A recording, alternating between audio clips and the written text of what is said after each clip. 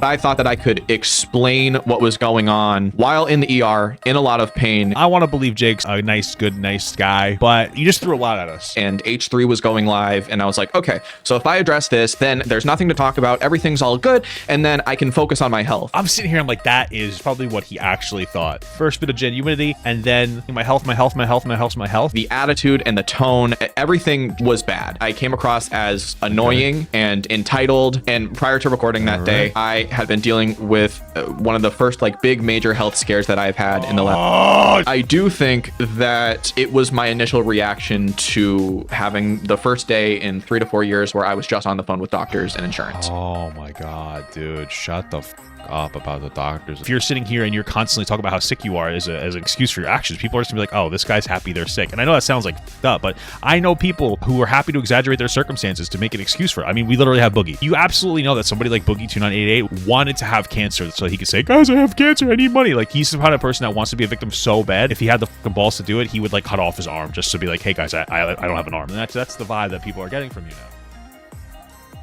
All right, guys, let's get into this. Jake Doolittle. Some people call him Snake Doolittle. I don't know who. I just made that up, and it was not a great way to start the video off. Anyway, after his glorious crash out where he called out multiple content creators, many of which I know, and some of them reached out to me.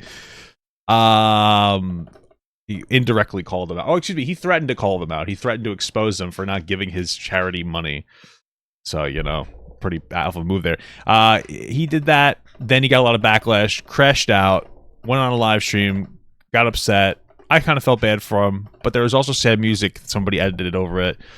So I don't know if it was actually sad or if I got emotionally manipulated by the song. But I'm curious his response. Maybe it'll be great. Maybe it'll be accountability. I don't think he really ever took any meaningful accountability. You know, back for the Ethan thing. I don't even think he thinks he's in the wrong for the Ethan thing from like a while ago. But whatever, man. Like, let's just see what we got going on here. This is his video addressing everything from Jake Doolittle. Let's see how we do, baby. Let's see how we do.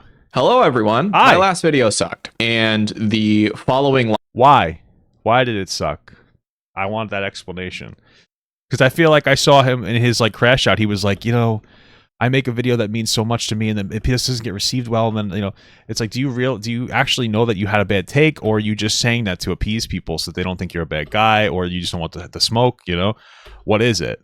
Live stream of me in the hospital trying to see what my audience thought of the video and if everybody hated me was also a really stupid fucking decision. I want it to be known that that live stream was not a response to the videos made. At the time, there was one video made about... Well, it was a crash out live stream. I mean, I can appreciate that. ...about me, and I went live against my fiance's wishes. She was texting me the entire time telling me to get off live, but maybe you should start listening to her more. Because let me tell you, you know, I feel like maybe you should just start listening to her more. Dude, what is happening here? Yeah, you definitely need to start listening to your fiance more, because apparently, like, that's the reason that you get a partner. I'm being real with you. You get a partner so that you can kind of share in the mental energy of everything going on. So if your fiance is telling you not to do something, maybe just don't do something. Stop being so emotional. Everybody has their moments of emotion. It is what it is. But, like, be a little more intelligent about it. I thought that I could explain what was going on while in the ER, in a lot of pain, and dealing with insurance shit. I don't know, man. You know, I wanna believe Jake's a nice guy, but you just threw a lot at us. I thought I could explain my situation while I was in the hospital, and I was dealing with insurance problems, and I was, you know, maybe that's true, or maybe you just pick a struggle. Maybe you got a lot. Maybe you wanted us to know about that. You know what I mean? Like, maybe that's like a manipulation tactic. I don't know. You know, you're threatening to expose your friends for not donating to your charity because you gave them some offline advice, which, by the way, screams transactional. I do nice things for people. People do nice things for me. I keep in touch with the friends who don't do transactionally nice things. Okay, I have friends that I'll chat behind the scenes, and we just have chats, and we talk about this, and we talk about that. Some creator friends, and there's no transactionalness. There's no, give me this, and I'll give you that. There's, hey, I like this person. I'm going to be nice to them. Oh, they're nice to me. That's it. But you seem very transactional in everything that you do, which is a problem. It was literally like, I'll go live, I'll see what the audience thinks, and then hopefully this will all be over. I can explain everything. Who But gives a fuck what the audience thinks? You care what your wife thinks, your fiance. Seriously, stop caring what your fucking audience thinks about you. Care about what your wife thinks about you. That's more important, because like if you actually listened to her, apparently, then you probably would have avoided all this dumbass bullshit. But you don't fucking listen to her. That's your biggest problem here, bud. But first of all, going live and trying to talk about that kind of stuff was really dumb. Also, being Why? Why do you say that? Like, explain yourself. in pain, not in a good mental state, Oh my and God. in the middle of talking to nurses, also very dumb. Not I can't stop. Just stop giving me like 500 reasons why you're a fucking victim. only did I go live thinking that I could clear everything up in the span of 20 minutes while waiting for results from knee scans, I also just I thought you just said that you went live so that you can gauge your audience's reaction, not so that you could address everything. I'm so confused. Am I misinterpreting? dug myself a deeper hole. There's a lot to address, and thinking that I could clear things up while on a vertical live stream, holding the phone below my chin, is clown behavior. I was genuinely If only it was if only it was a horizontal live stream. trying to compartmentalize everything that was going on, and there was one video that was made and H3 was going live, and I was like, okay, so if I address this, then there's nothing to talk about, everything's all good, and then I can focus on my health. And in reality, while in the I'm sitting here, I'm like, that is so true. That's probably what he actually thought. If he jumps on right when Ethan's doing this, maybe he can correct the record before anybody else will start criticizing him. And I'm like, okay, first bit of genuinity, and then, oh, so I can focus on my health. Whether, if I'm being, just shut the fuck up about your health. I'm not trying to be rude, but every other sentence you saying my health, my health, my health, my health, my health, it just seems like you're weaponizing your health against us. You're giving us like boogie syndrome right now. You're honestly giving us boogie syndrome. Thank you for the $5 from Alex the Fiction. Hello, Father Stomach. Your resident H3 fanboy here, waiting for you to mention you used to be big on TikTok again. Thanks for all the content. I'm still big on content. I got like 700,000 followers. Give me a break. the hospital live streaming and getting results like that, it only made things worse. So this, I guess, is my response to everything that's been said. I want to start out by saying the video that I posted, I was very upset recording that. The attitude and the tone, everything was bad. I came across as annoying and entitled. And prior to recording that day, I had been dealing with one of the first like big major health scares that I've had in the last. Oh, just shut the fuck up. He starts off doing so well. Hey, I did this wrong, this wrong, this wrong, this wrong, this wrong. By the way, guys, I'm unhealthy. Oh my God, give me a fucking break. I can't. Maybe I'm just like burnt out on it. Last 3 to 4 years. Since I've started YouTube, my health has been somewhat okay. I've only had 1 or 2 surgeries in the last 3 to 4 years, whereas prior to that, dude, Jake, it just sounds like you shouldn't be a content creator, because apparently, like, the stress keeps getting to you, and you can't shut the fuck up about your health. Just quit. I don't know what to tell you. I mean, Jesus Christ. there was a lot more. I can't. And a lot more doctor appointments, and I felt much worse. I was kind of riding a high of feeling okay. And then I started to get pains that mimicked a lot of what I felt prior to the first round of my surgeries. So I was on the phone with my surgeon and insurance trying to get an MRI approved, but it wasn't able to be approved because I needed an x-ray first. I recorded that video with no Okay, so get the x-ray. That's just how the protocols work. notes or preparation. It was 45 minutes as a raw file, and I sent that off to be edited and thumbnailed. It came back as 15 minutes, and I dragged and dropped it into YouTube Studio, attached the thumbnail, and said, fuck it, which was probably one of the worst choices I could have made. But I think that's kind of where my Hold on a second. video with no notes or preparation. So I was on the phone with my surgeon and insurance trying to get an MRI approved, but it wasn't able to be approved because I needed an x-ray first. I recorded that video with no notes or preparation. It was 45 minutes as a raw file, and I sent that off to be edited and thumbnailed. It came back as 15 minutes, and I dragged and dropped it into YouTube Studio, attached the thumbnail, and said, fuck it, which was Okay, so how much worse was the raw file? Like, there's the suggestion there is that, like, the actual video that he made was actually not that bad, and that your editor misconstrued everything that you wanted to actually communicate. That's the implication there, just to be clear. I very highly doubt that. So, like, I don't know. It's what is the raw file is probably even worse. There's no way. What? It was probably one of the worst choices I could have made, but I think that's kind of Show us the raw file. I want to see how much worse the raw file is. where my mind was at the time. Because the problem here is that, like, you made a video and you expressed yourself emotionally, okay, and you had an editor edit it, even though you're apparently running out of money. So, like, why not just learn to edit yourself? I do my own editing. Like, the editing's not that hard. It's not difficult to do zoom-ins and whatnot. I mean, you've recorded 45 minutes of footage. Like, I don't know, whatever.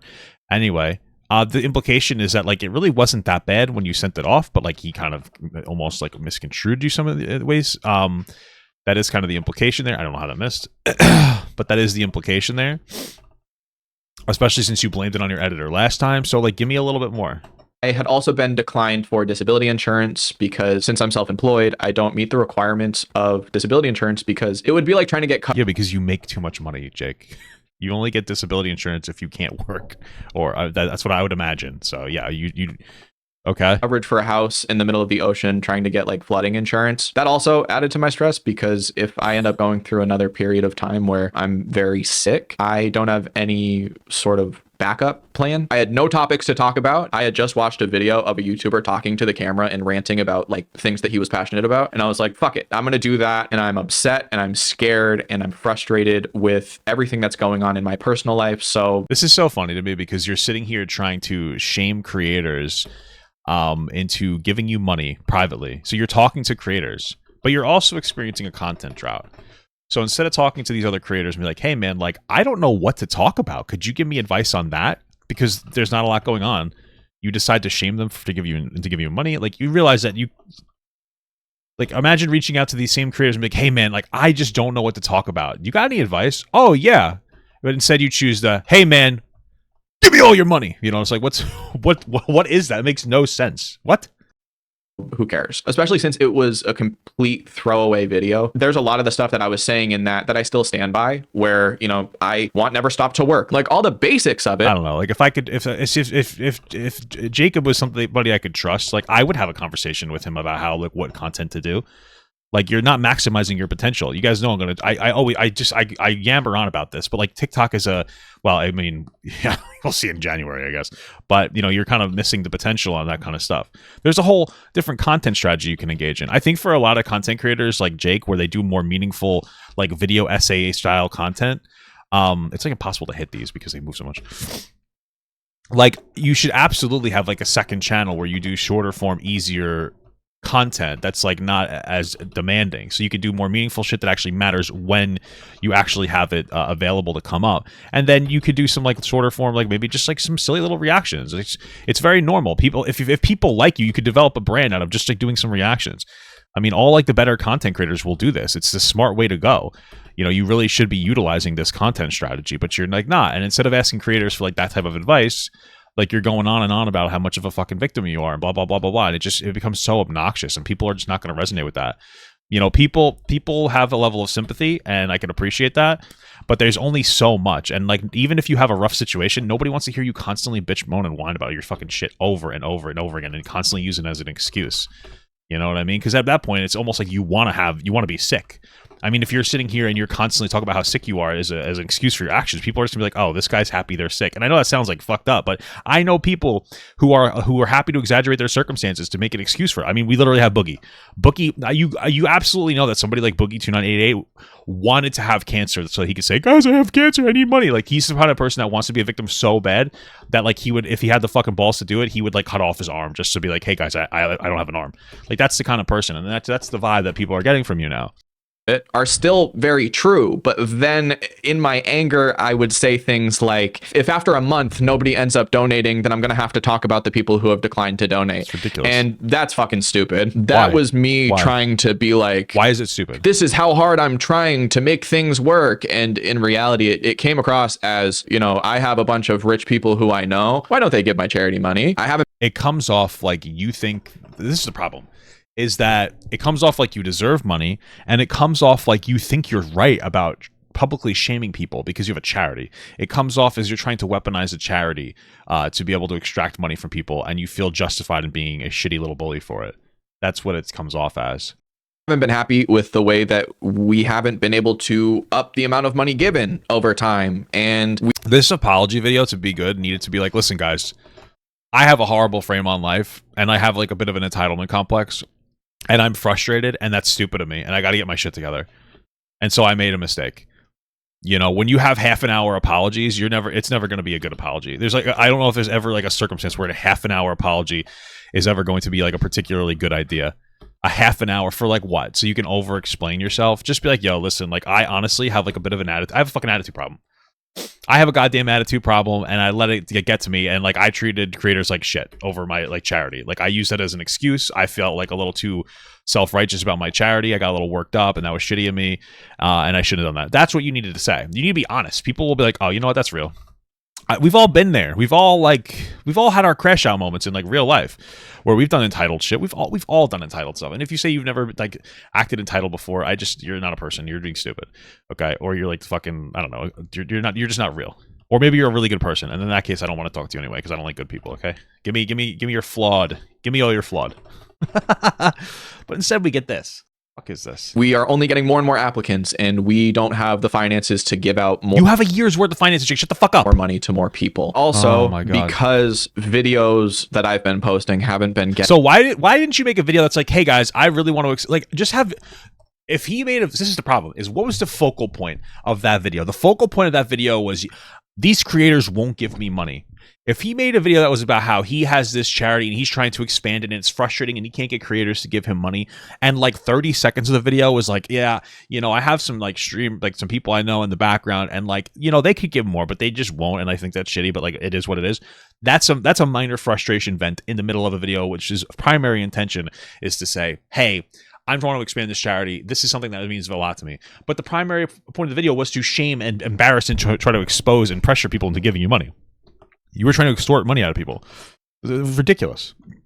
Getting views, and I'm freaked about not being able to post or make money if I have another health scare. I was like, God, it's something to post. It's not going to get views anyways, but I might make $100 off of it. And that was also really fucking stupid. I had been telling myself, like, I'm going to post every 2 to 3 days. I think it was on day 2 or 3 that I hadn't uploaded, and I was like, I have to do something. Let me just fucking do this. It was the worst decision I could have made. I do not feel entitled to your money. You clearly do. Your money is your money. As somebody who's freaked about his own personal money, if there was somebody reaching out to me being like, hey, do you want to hear more about my nonprofit? I'd be like, well, I have to take care of myself first. And I don't know the people who I'm talking about fucking financial state. It was a wild assumption. This is not what people are upset about. Nobody's upset about you trying to.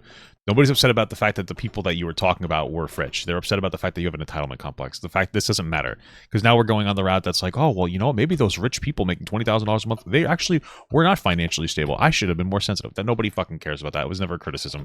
They're making up a criticism. Assumption to be like, you know, if anybody has extra money, like I've made a few videos with them, where else would they give their money? And that's fucking very, very dumb, especially while the nonprofit is in a state of like building things up. If it speaks to what my mindset was, I posted that video genuinely not thinking anyone would see it, because our website is what? Not thinking everybody would see it. Not functioning at all. I thought that people would recognize my frustration as me trying or showing people that I care, and that's just the wrong way to do it. What? I didn't want people to think like Jake has had Never Stop for the past year and a half. The number of applicants have only gone up, but the number of donations made has not. And I didn't want that to come across as me being content with what we're doing. Like I want there to be more. It kind of just came across as like a craze. What the fuck are you talking about? Thank you for the $2 from Will Amnesty. You can always feel entitled to my money, Gastro Daddy. Okay, thank you. Is to like upset person who's not happy with his friends, his health, like really anything in life. And that's the worst. I do think that it was my initial reaction to having the first day in 3 to 4 years where I was just on the phone with doctors and insurance. Oh my God, dude. Shut the fuck up about the doctors and insurance. What's the counter at 15 times or he's gone on a fucking tirade and then talked about his doctors? This video could have been 14 seconds long. And hey guys, it's not really my fault. I was at the doctor's office. Incredible stuff. I mean, good God, I could have just waited a day to record. I also didn't think and unironically, it would have been so much better if he had talked to somebody instead of giving his own response. Somebody that would like productively push him on this and be like, dude, you sound so full of shit. Like to have an actual conversation. This guy, this is not somebody. Jake Doolittle is not somebody capable of coming to conclusions on his own. He doesn't have it. He doesn't have the self-awareness or the introspective ability to sit down and like understand deeply what is actually wrong with his behavior. That's what this is. And like there's no growth that will be had. There's no changing that. There is only going to be an attempt at a presentation change. moving forward, there's no meaningful change that can happen because he just doesn't know what he's doing. Like, he needs to talk to somebody that could be like, bro, you realize, like, this sounds so fucking stupid what you're saying, right? Like, people, like, to be very charitable, he just needs somebody to talk to help him get to the point where he understands why his behavior is bad. Honestly, I think that would get views or attention because I made statements in that video that needed context that I didn't give. Like, I assumed that this was going to be to my core audience. Nobody who I was talking about would see it. It wouldn't be a big deal. And then now it's this. It's a no. That doesn't make any sense. That makes no sense, Jake. Why would you effectively threaten these people? Why would you not expect them to see it? I feel like you wanted them to see it. That was the whole point of the video.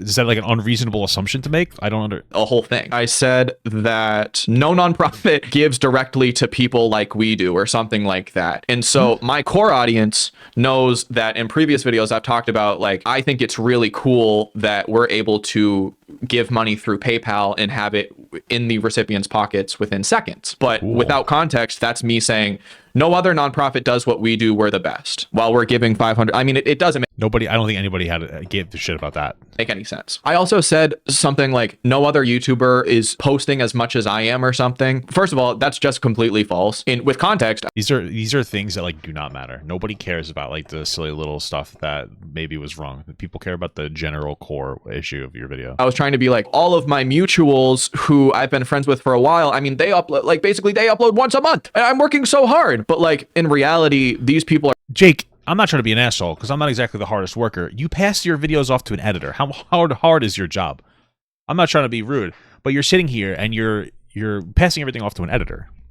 Dude, if you were so squeezed for money, you're sitting here talking about how you applied for disability, but you made too much money to get it, and you have the ability to hire an editor. I just don't feel like you're in a spot where you're truly desperate, because I would just do all my own editing. I've seen some of his videos. They're not exactly super high energy to edit. You could teach yourself how to literally edit. Like, it's not like that. It's not that hard. You know, you could teach yourself to record a video and then do overlays inside of your video. Like, you just have to get, like, I use Wondershare Filmora. I don't do a lot of editing, but, like, it's very basic editing to do different cuts for audio and etc. Fade ins, fade outs. Like, you don't have to go super, like, you could do your own editing. So I feel like you're not being genuine when you say that you're in this, like, financial hardship area. Are putting a bunch of effort into their content and I'm not. That's why I can put shit out like that. I did take notes for this video, so I'm trying to go through them. If I seem a little jumbled, it honestly sounds more like he saw some criticism from some other content creators, and he's just trying to respond to that criticism. Like, he's like, okay, these guys said this. Like, what's a good excuse to make me look good after, you know, Turkey Tom said this, or after, I mean, I imagine, like, Turkey Tom's probably the only person that he really would watch. Or if I'm going to be really ego inflated, Papa Gut said this. What should I respond to with this? And, you know, that's what it kind of sounds more like to me.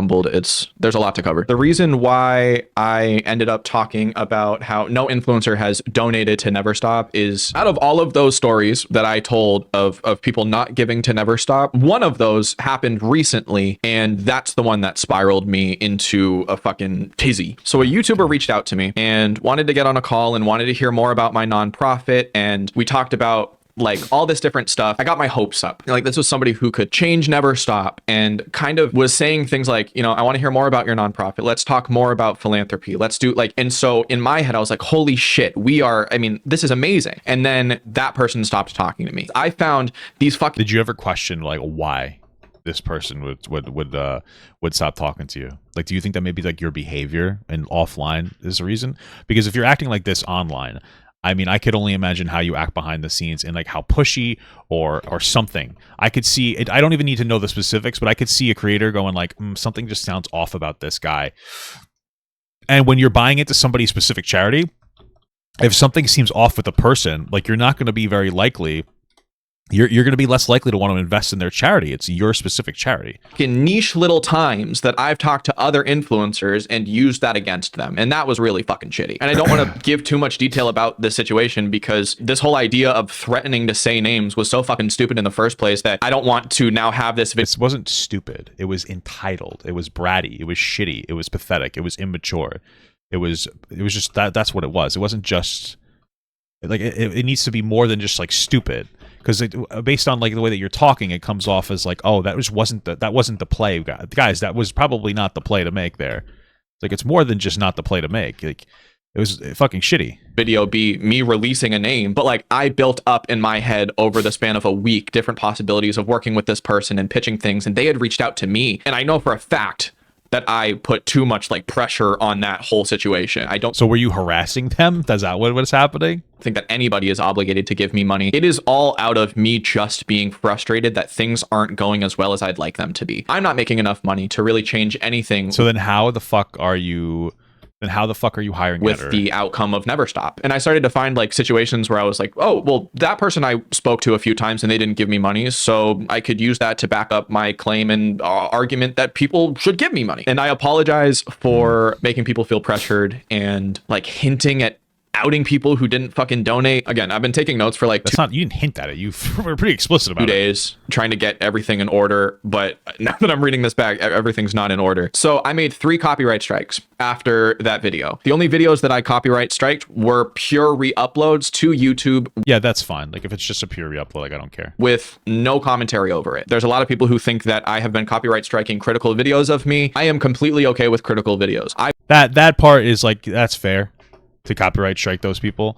It optically probably not the greatest idea to do considering the circumstances, but I watch a lot of them and they hurt my feelings, but like a lot of it's valid criticism. I will talk about the criticism that I think is completely unjust in a little bit, but when it comes to the copyright claims themselves, they were straight re-uploads of the live stream and my original video that I took down at like 11,000 views. I retracted one of the strikes on the re-uploads because the person emailed me and asked me to retract it. I also felt bad because this person created a new YouTube account to try to re-upload archives, and they had already gotten like over 2,000 subs off of an archive channel. My goal was not to ruin this person's channel, so I took back one of the strikes, and then I think they only have one standing for the next 90 days. And even if I so it sounds like they're constantly getting strikes, so I don't really care about that person. I'm not mentally prepared to deal with commentary videos about me, I'm not going to take any action against that because I make commentary videos. I understand that that sucks. Now I guess we'll talk about Never Stop's sort of behind the scenes funding and stuff. The way that Never Stop is structured, it is a 501c3 nonprofit organization out of the state of Maine. Here are some of the payments that we've sent out this year. Starting in October, here's 500 we did via PayPal, 129 that was for promotional materials for an event that we did. This was a Walmart grant right here. These are just various payouts from Stripe and PayPal. Another sticker mule purchase. Staples was postcards and like pamphlets that we handed out during this event. The only withdrawals are business expenses and the $500 a month. If there's any confusion with Never Stop Clothing and the Never Stop Fund, the way that I was told that we should structure everything is we take the Never Stop Clothing and the Never Stop Fund and separate them because Never Stop... I just don't really give a shit about any of this that he's saying. I don't care. Clothing, Jake Doolittle, my company, would take 10% of the profits and donate that to the Never Stop Fund. 2 completely separate entities. Probably stupid as shit that they were the same names, but I had started Never Stop Clothing when I was 16 years old on Facebook selling to my mom's friends just for proof. Look at this. Never Stop. Isn't that nice design? Jesus Christ. Liked by my fiance in 2018. Prior to YouTube, prior to everything, that was one of our later releases. There were other ones that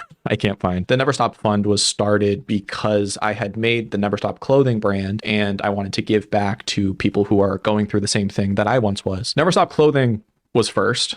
And then I liked the name Never Stop and started Never Stop Fund. I didn't want to get rid of Never Stop Clothing, so I made them 2 separate entities. And in retrospect, that's confusing as shit. And if I could do it over again, I would just have personal merchandise and the Never Stop Fund with maybe not the same name. But I thought since there were 2 different URLs, it would be better. I don't know. Well, it sounds like you were trying to make some money off the back of your brand, which is fine. I don't care. Like, as long as you're, I mean, you could have just been like, oh, this is my Never Stop Clothing, we donate a certain amount to this. I don't care about this. This doesn't matter. Like, yeah, do your thing. It's just not fucking mean anything to me. Does anybody really care in any meaningful capacity that this guy called like his merch shop Never Stop? Like, I don't think anybody really cared about that. I don't give a shit that you made money off of your charity. And I apologize for the confusion. On the upside, though, since there's been so much confusion and so many questions, 100% of all of the profits from the Never Stop Clothing brand now go into the fund. And the reason why the websites are so fucky is because I mean, that would have made sense from the start, though, no? Wouldn't that have made sense from the start to put all like the I think it's the net profits into this Never Stop fund. I mean, if you're sitting here bitching and moaning about how you're not doing well enough in this fund, why the fuck are you taking any clothing money yourself? Actually, no, this is silly. If you're so desperate to support this brand and you want people to think that you really care about this, then why are you pocketing, or why were you in any capacity pocketing any of the Never Stop money? I mean, it's fine that you want to do that in general, but like you don't get to, it's fine that you want to like, hey, I have this clothing brand and I give 10% of the proceeds to my charity. That's fine, but you can't, you only give 10% of the proceeds to your charity and then come on and then shame people for not giving you money to your charity. Like, you know, you have to show it first. If you're so like, oh, it's not doing well, why isn't it doing well? Okay, well, you're not supporting it to the best of your ability, so why the fuck are you expecting us to care that much? I am trying to merge. Makes no sense. Two websites into one and still have the clothing brand, but also have the old website redirect to the new one. This is the Never Stop Fund application form. People were wondering about the security of this. When you upload your tax return or any proof of disability or food stamps or government programs, the file is only shared with my personal email, not the Google Workspace. I'm the only one who sees all of this. I absolutely want to address this website. This is the one that we're currently trying to rebuild, but as you can see, prior to the controversy, I literally was trying to figure out how to add pages to different Shopify tabs. And seeing the mistakes that I've made while trying to build up Never Stop on such a public platform is horrifying. So up until now, I feel like all of the criticism has been very valid. I can take a lot of the jokes that people are making about my health. I also About your knees. understand that it all seems insane. It all seems crazy. I get and also don't get why people don't understand it. I feel like it's people who have never experienced like strange autoimmune stuff who are like, there's no way he could have actually been this sick. Like, so I had an ex who had an autoimmune disease. She had fibromyalgia. We were together for 7 years. It was a very stressful, difficult relationship. She had it. It was very real. Unfortunately, she would use it as an excuse to treat me poorly and like decide to shirk out on responsibilities that she should have done. I'm not going to sit here and say that I was like this amazing partner and that there was no problems. The relationship was stressful. We weren't doing very well money-wise. I had a lot of stress. I expressed my anger incorrectly. No, I did not hit her or anything like that, but I could have been more productive. So this isn't like I'm a victim or anything. But like I've been in a situation where I've seen people that have like particular issues, and I've seen it where they've weaponized those particular issues. And to me, I get a lot of those vibes from this. Autoimmune diseases are terrible. They're horrible. They're brutal. They're not fun. They're definitely stressful. They're very real. But, you know, just because you have an issue doesn't mean that you get to act, have a license to act however the fuck you want to act. You know, it's just, unfortunately, it comes off as very weak and something to not respect. Okay, so like I understand autoimmune diseases. They're fucking horrible. They're not great at all. And they're difficult to communicate to people because most people don't understand it. I totally get that. And there's a level of frustration, and there's probably a level of that consistently dealing with people not like understanding if that is real. But at the end of the day, it sounds like you've gotten the life feedback that you can constantly say like, hey, I'm sick, this is a problem. And then it comes into question of like, okay, you know, how sick are you at this moment, and how much of this is you being sick and how much of this is you playing it up to try to get out of your responsibilities. And it feels like maybe in your life you've gotten out of a lot of responsibilities by claiming that you don't feel well. And that's ridiculous. Like you can't, it's just not something that people are going to resonate with. They may not be able to articulate that feeling, but I think that that's a lot of the feeling that some people are feeling. And then again, some people probably just don't give a shit or don't understand it. That's how it comes off. That's what I dealt with my entire life, and I can sort of brush that off. But there are a few things that I feel like I need to address that I don't think are justified at all. So again, because I hate myself and I watch every hate video about me, I watched H3 go through essays that I had wrote. I forgot H3 talked about that. H3 would have made more sense. Turkey Tom H3, yeah. In college about my experience. I forgot that I even wrote these. We were given an assignment to talk about like different kinds of discrimination that we've seen in our lives and how it's affected us or been shown towards us, right? And so I wrote these two little articles and then was asked to post these on our school's blog or whatever. Ooh. I would have never done that had I known they would be in front of hundreds of thousands of people. This first one is called age discrimination. That's well, I mean, what you said is not really an issue, right? We think we all understand that what you said on those is not really the issue. The issue is you acting like an asshole, and then people are making fun of you because like, so it's one of those things where some people do things, and sometimes people can interpret them as cringe, and it's like whatever. But then when you push too far, people are going to start looking at what you did and they're going to be like, oh, loser. And they're going to start going in on you for that. It's about me being young and in college and trying to get opportunities. And then people would think that I was too young. That one at the time was very bothersome to me because I was like, I mean, is that real age discrimination? Because like, I mean, it's not, is age discrimination necessarily a bad thing all the time? You know, discrimination isn't always bad. You're like, hey, maybe you're too old to drive and you're like hitting people with your car. Then like, you know what I mean? Or maybe you are too young and maybe there is like an aspect to that that's like true. That's a thing. It's okay to acknowledge that. Like 16 or 17. I don't know if that's age discrimination or if you're just using that as an excuse. But like, again, I don't really know. But like you being young and not having experience, considering your profound lack of maturity in this situation, I could totally see people passing up on you because you're immature. So trying to get full-time jobs and they were like, you're too young, but you have experience. And I was like, but the experience. And they're like, no, you're fucking 16 years old. Stop. Yes, because you're young. This one to me has been the worst that people have talked about. Actually, no, the second worst, because there's also people posting a video of me when I was 15 talking about how I'm sick, or 16 or something. That's insane to me. This one's called Disability Discrimination. It was made in 2020. I think it was 18, 19. And I talk about how I've been sick for the last 15 years. There's been a good amount of people who have been reading this and they're like, I don't fucking believe it. I think it's stupid as shit. I don't think this even happened to you. And luckily enough for you, because you have made it so that I have to do this, I will show you all of the medical records that I have on hand and also scans of the inside of my knee proving to you that this has all actually happened. That's actually insane that I've gotten so many comments and so many people have been saying that I've been faking everything, that I need to do this. I couldn't read, comprehend, or genuinely think because I don't think you necessarily need to do this. I feel like there's probably some criticism that doesn't matter. If I'm being charitable, I think that you like think that these are real criticisms, but they're probably from like annoying kids that don't really mean anything. Maybe this is, I mean, like I'm a little cynical based on this video. So part of me is like, oh, you're kind of over sensationalizing how much like people care about these particular issues. So you can come out of this with like a win. But I don't think that there was any meaningful criticism about this. The pain was so bad. That is true. The diagnoses that I have affected me neurologically to a point where on bad days, I was just sort of sitting in my bed with an eye mask and ice packs on my forehead and headphones because I couldn't fucking function. I went to like a brain retraining program for people who have had strokes because my eyes weren't tracking. Like I couldn't read or track across like a page without getting migraines or write or really genuinely use my fucking brain. In the end, I mean, it's interesting that you're so skeptical. I mean, it comes off as like a hard projection when you're sitting here and you're going after other people because they don't have like a genuine issue. Make this whole meaningful video about Ethan's health anxiety because he thought he might have lupus, and then you're like, oh, people are questioning my stuff. It's like, well, you do the same fucking thing. So I don't know, man.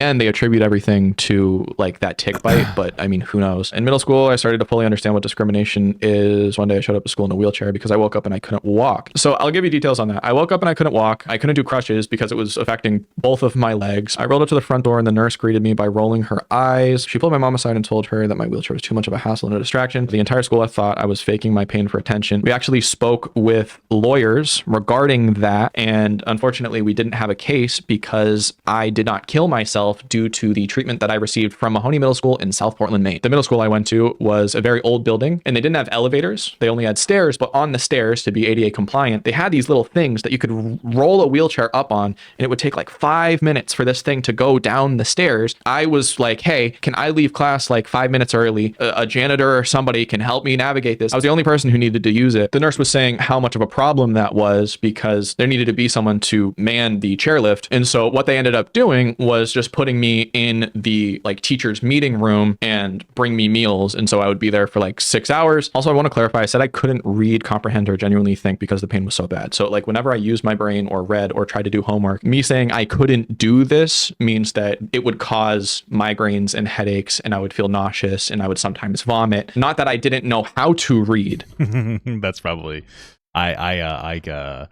I won't lie to you. I so interpreted it, so that's probably my bad. But that when I did these things, it would cause me so much pain that I would say, I couldn't do this. I did have 100 doctor appointments in 1 year. That is true. I was diagnosed with Lyme disease. Okay, let's chat. A lot of people are saying that Lyme disease is fake. Chronic Lyme disease is fake. And like, these are channels with like 3 million subs who are saying that chronic Lyme disease is fake, which is really... Who said it? I mean, if you're going to say the number of, things that they have, just tell us who said it.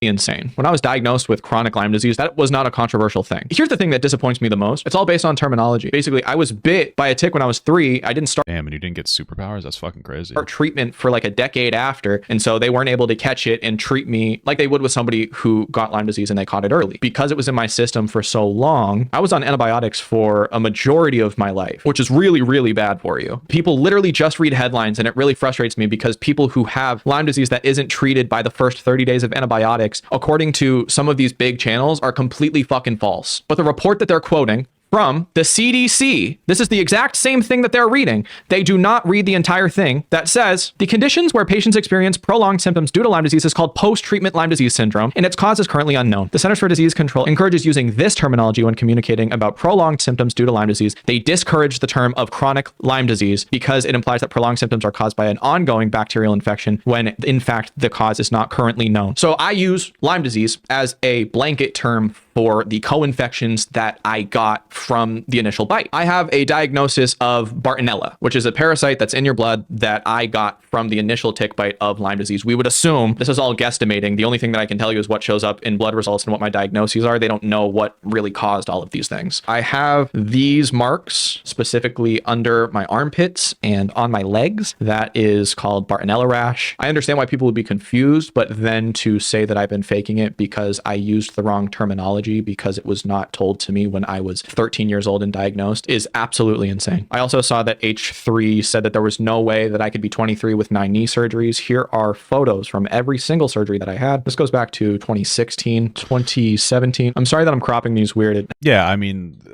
here's the thing. I don't care that people were skeptical of your Lyme disease because you weaponize it so much. That's probably why people were like, oh, this doesn't seem real. Like they have a hard time trusting you. So like, I totally get it.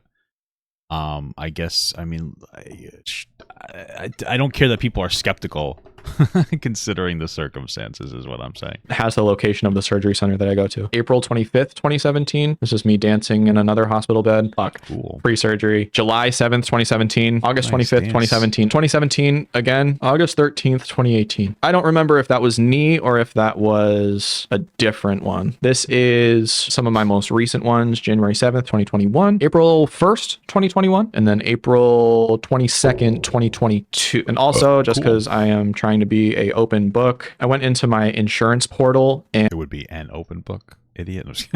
and the only things that I can find are from my most recent insurance that I got. So these are some of the diagnoses. I mean, chronic pain, who cares? Muscle wasting and atrophy. That's because I had just had screws in and I wasn't moving. Okay, so osteochondritis dissecans, I believe, is what's causing the cartilage to shred constantly and for my menisci and stuff to be so weak. That's also, I believe, why my knees crumbled in the first place, or it was from one of the bacterial infections. I don't know. Oh, pink eye. That one doesn't count. Arthritis of the knee, systemic Bartonellosis. There are 2 separate tests. Lyme disease, 3 separate blood tests. Also, I say chronic Lyme disease because if I'm testing positive for it in blood and it's not going away after 30 days, like everybody says it will, I believe that that's chronic. I understand that the term post-treatment Lyme syndrome is correct, but it is a chronic condition. Psoriatic spondylitis. I thought I had ankylosing spondylitis. Are you incorrect? Chronic fatigue syndrome. I mean, just a lot of random shit. And that's not even including all the stuff that I got when I was at Boston Children's and in Connecticut and doing all that. That's literally within the last 4 years. I also just want to respond to a few of the things that are online. This guy, Nicholas Diorio. He's too sick to read for school, but he's got a lot of energy for this. So like, generally speaking, when it comes to people that have some kind of autoimmune disease, just to be like understanding and charitable, when somebody first starts dealing with their autoimmune disease, it's typically very difficult. And as time goes on, they learn how to cope with it in like more productive ways. So maybe they need to, maybe he smokes weed or something. Maybe he avoids this activity. Maybe he engages in this activity. Maybe he does this, that, other thing. Maybe he tries to avoid stress, which obviously he doesn't though, because he's making call-out videos. Those would be the reasons. So just because he was struggling, he's probably not struggling with it as much as he used to when he was a young person. But just to be clear, I think that he has genuine issues. I just think that he weaponizes those issues and possibly sensationalizes those issues for attention. Oh, I don't know who he is. He has been posting this horrendous fucking photo. I wish that I could show you the original photos that I took, but that's after the brand said you have to look a little bit more enthusiastic. And so I did that as a silly joke. I mean, he has been constantly tweeting about me. I attempted to do a bunch. Well, yeah, that's what Nicholas Diorio does. Stop, delete Twitter. That's what he does. Like, you know, I mean, listen, he's a smart young man. Listen, I would say he's a smart young guy. He really is. Unfortunately, he spends his time fucking jacking off and going on Twitter and just playing pinball and just hyper obsessing about every bit of drama and just constantly going on and on and on about Twitter. Like, post about it a couple times and move on. All right, so like, yeah, he's a little obsessed, but that's kind of his problem. That's like his issue. That's like, that's him. Instead of going out developing relationships, that's him going on Twitter and just being hyper, just fucking insane. That's his addiction. Okay, everybody's got an addiction. His is posting stuff on Twitter. Mine's jorking it on Twitter. Okay. So, you know, you kind of just have to move on from it and not care. It's the sloppiest of the slop, bud. So bunch of AMAs talk. He jacks off the pinball. I've seen him at the pinball machine before. I saw him one time. He tried to hide behind one of them, but he was weird. He was bigger than the pinball machine. But he saw me because I tried to hide behind the other pinball machine, but I'm also bigger than the other pinball machine. No, I'm just kidding. I've never seen that pinball. Talking about, but I know he lives on like Long Island, so like never stopping stuff on Reddit. They all got taken down because I'm stupid and I didn't have enough karma to post, and all the mods ended up like auto taking these things down, obviously, because it was against their terms of service or whatever. And the only one that stayed up was a Lyme disease subreddit I had posted on, and I did that because I was going through these subreddits, and the main problem is nobody has money, and a lot of the treatments you have to pay out of pocket. I did that to be like, hey, this is where you can apply. That was taken as me failing at everything. He only ended up tweeting this video here. That was a news story done when I was, Jesus Christ, like 15 or 16 years old. What the fuck? This is the shit that really, really bothers me. Honestly, when people go like, he's ugly, he's fat, he's stupid, that's fine. But when you start digging up like shit that I've done in the past to try to like talk about what I've been going through, that's insane. Oh, I also needed to... Well, I mean, you literally wear your fucking issue on your sleeve. Like, you're constantly inviting people to talk about it if you're going to constantly talk about it the way that you do. So I don't know what to tell you. To show my knee scans. Fuck. All right, so here are my knee scans. So this was from one of my left knee surgeries. So this used to be the cartilage in my knee, and because my bones at the time had broken apart, they were shredding my cartilage. A little breakdown of all the surgeries. Left knee screws in, left knee screws out. Right knee screws in, right knee screws out. Left knee cleaning and repairing cartilage. Right knee cleaning and repairing cartilage. Left knee cadaver cartilage, cadaver bone, plate screws. The other knee, the exact same thing. And then number 9 was taking all of the hardware out when the cadaver cartilage and bone had set in and my body had accepted it. What I'm feeling right now in my knees is more of the shredding. And my surgeon told me that this would be something that I would have to go back for like a cleanup every like 3 to 4 years. And it's kind of about that time. Now back to this video that was posted. So to promote the nonprofit that had given me free flights to go see a specialist, they asked me to do this news story for them to show like, hey, we're going to promote our stuff and we would love to have you be on camera. People like Keemstar think that this video is a bomb being dropped, and I don't quite understand. I mean, I'm just trying. Why give that? Who cares about what that somebody like that has to say? Unironically, I am prepping for a bunch of people to use this video against me, but I don't know how. I've also talked about this on my channel before. I've not been hiding this. So that's when I couldn't read or write without getting migraines. This is a different place that was trying to retrain my brain and eyes. This is not the stroke place that I went to. And then my mom talks, and I'm not going to show that because she fucking cries. This is so frustrating. Loser! Just kidding. Frustrating. Okay. And then there are some comments that really bother me, and this is a lot of the mindset of... I have like a serious question. It's not meant to be antagonistic. Does this guy have a dad? Or I'm not trying to be like an asshole. The reason I asked that question, kind of gives off like that energy where like he doesn't have a dad. You know, like he gives off coddled energy.